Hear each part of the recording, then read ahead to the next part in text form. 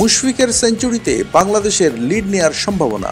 দেড় যুগেরও বেশি সময় আন্তর্জাতিক ক্যারিয়ারে Mushfiqur Rahim middle order batsman হিসেবে এত কিছু করেছেন যে তার নামের সঙ্গে মিস্টার ডিপেন্ডেবল বিশেষণটা লেপ্টে আছে।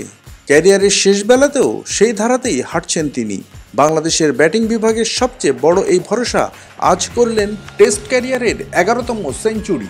মুশফিকুর রহিমের সেঞ্চুরির পরপরই পাকিস্তানের বিপক্ষে রাওয়ালপিন্ডি টেস্টের চতুর্থ দিনে সম্ভাব্য সেরা অবস্থানে রয়েছে বাংলাদেশ। 117 ওভার শেষে 6 উইকেট হারিয়ে বাংলাদেশের সংগ্রহ 389 রান। 4 উইকেট হাতে নিয়ে পাকিস্তানের চেয়ে 59 রানে পিছিয়ে বাংলাদেশ। মেহেদী মিরাজ 17 রান করে মুশফিককে সমান তালে সঙ্গ দিয়ে যাচ্ছেন। এর আগে লিটন দাসও 56 রান করে আউট হওয়ার আগ পর্যন্ত সঙ্গ দিয়ে গেছেন মিস্টার ডিপেন্ডেবলকে। মুশফিকের ইনিংসটা আরও বড় হলে বাংলাদেশ যে লিড নেবে তা নিশ্চিত করে বলাই যায়। মিস্টার ডিপেন্ডেবলই টেস্টে 21 বছর পর পাকিস্তানের মাটিতে বাংলাদেশি ব্যাটসম্যানের সেঞ্চুরি খরাটা কাটালেন।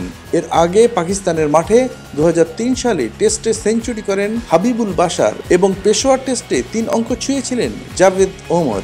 মুশফিকের দায়িত্বশীল ব্যাটিং দেখে গতকাল তাকে প্রশংসায় ভাসিয়েছেন ভাষ্যকার রমিজ রাজা। তিনি বলেছেন, মুশফিক বাংলাদেশ দলের সব চাপ শুষে নিচ্ছে। সে এভাবে ব্যাটিং করে গেলে বাংলাদেশ এই টেস্টকে প্রতিদ্বন্দ্বিতাপূর্ণ বানিয়ে ফেলতে পারে।